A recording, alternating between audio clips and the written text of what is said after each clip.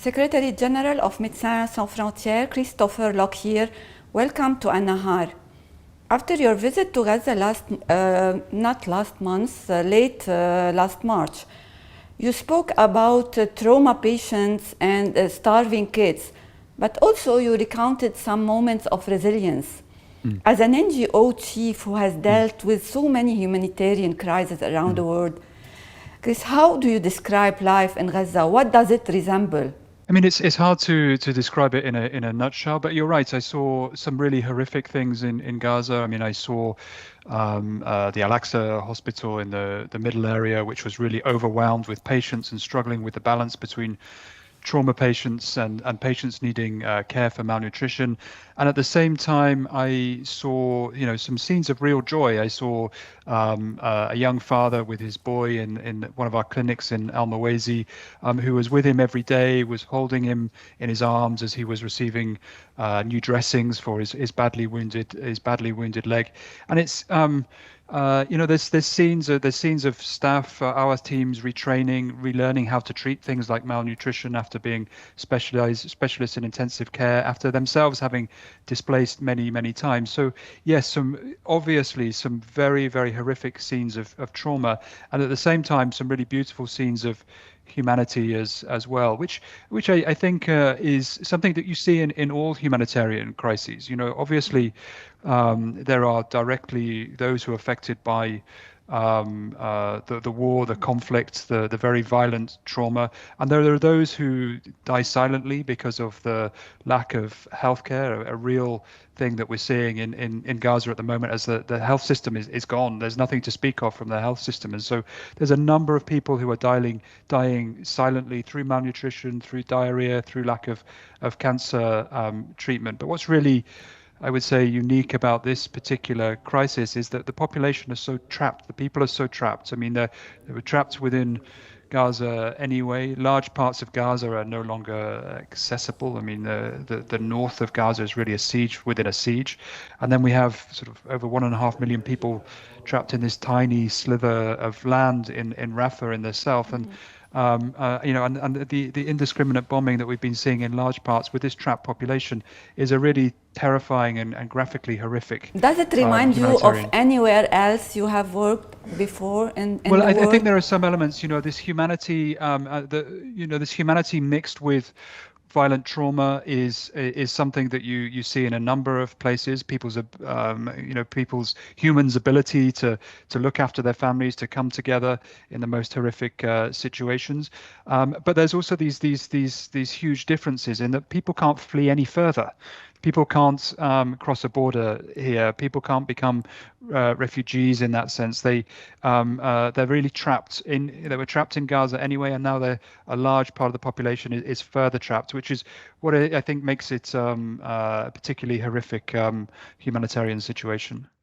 Per UN estimates and MSF estimates as well, 1.7 million men, women and children has been forcibly displaced to Rafah now, and since a ground invasion seems imminent or is looming now, what scenarios do you expect there in this tiny sliver of land? It's not as large as to contain or this huge population. I mean, any scenario that I can imagine is utterly catastrophic and utterly horrific. I mean, we've seen the absolute destruction in areas further north, in the Gaza City, in Khan Yunis. Whole neighborhoods have been completely pulverized, and the people in Rafah have fled and displaced many times. And so it's incredibly hard from a programmatic point of view to work out what to do to do here. I mean, people don't really have anywhere to flee anymore.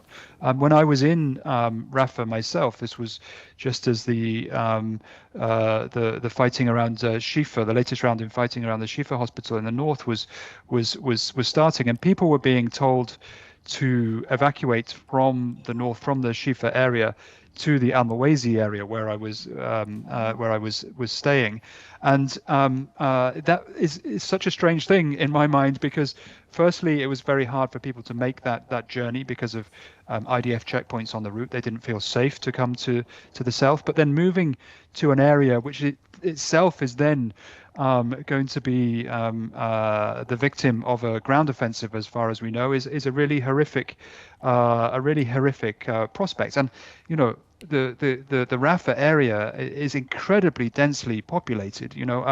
As you drive through, if you drive east to west across Rafah, a journey that used to take 10 minutes now takes an hour, because the streets are so narrowed because of all of the tents and plastic shelters on either side of the street. So it's not Rafah as it was. It's Rafah with a huge number of hundreds of thousands of displaced people on top of the population, as you say. You talked about Mawasi region where MSF is based, I guess.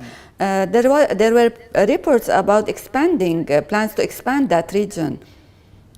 Does it help? Yes, we have some clinics in the Al-Mawasi area. They're clinics which are running a variety of health services, from nutrition screening to treatment of war trauma. But the Al-Mawasi area is very inadequate in terms of hosting a population of this size. I mean, if you look at the beach area, where a lot of people have been told to move, there's no infrastructure on the beach. There's no electricity, there's no running water, there's no toilets or latrines. And so we're really compounding a really catastrophic health situation here. And so what we need essentially is for this fighting to stop, and for there to be a sustainable ceasefire from all parties to this conflict. Does MSF has contingency plans to evacuate hospitals in Rafah in case of a ground invasion? We're continually to the Egyptian part of Rafah?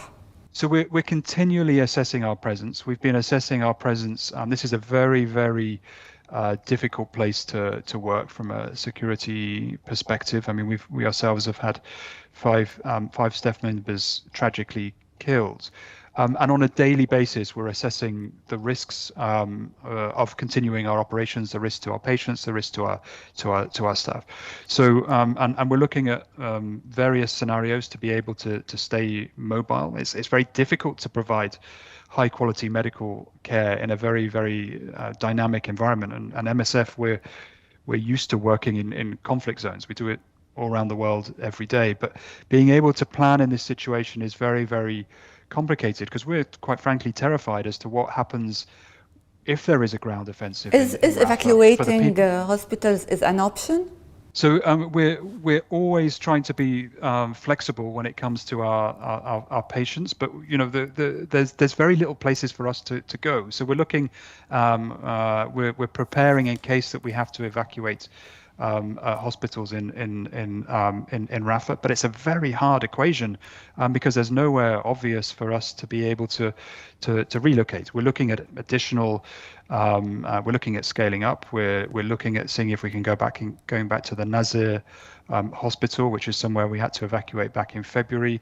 We're looking at the possibility of field hospitals in the middle area near where the Al-Aqsa hospital is. But the really important message here is that field hospitals, they do something for the needs there, but because we've seen the total destruction of the healthcare situation as a whole, this is going to remain a drop in the ocean in terms of the humanitarian needs that are needed that need assistance in Gaza. With the race against time to avoid such invasion, what is your message to the warring parties?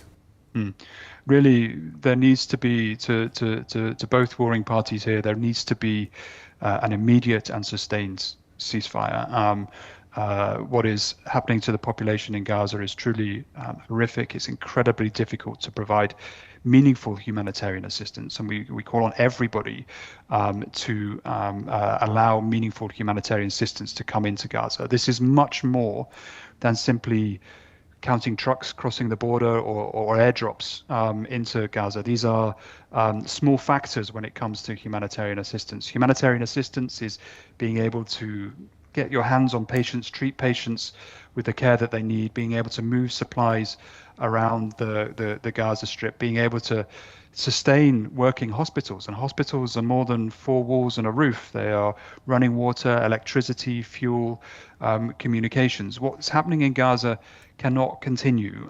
We have heard that what the International Criminal Court of Justice said on the back of the 26th of January, of measures that they ruled on to prevent genocide. There are two measures there which I think need in particular our attention. Those are those related to the killing of civilians and the scale up of humanitarian assistance.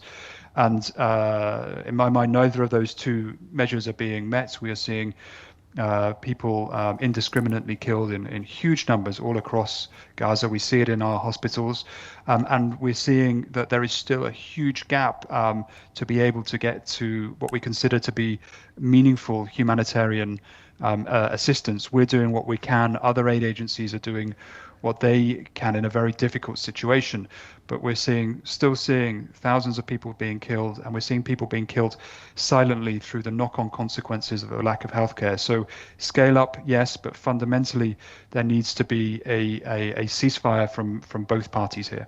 Thank you, Christopher. Thank you for your time. Thank you very much.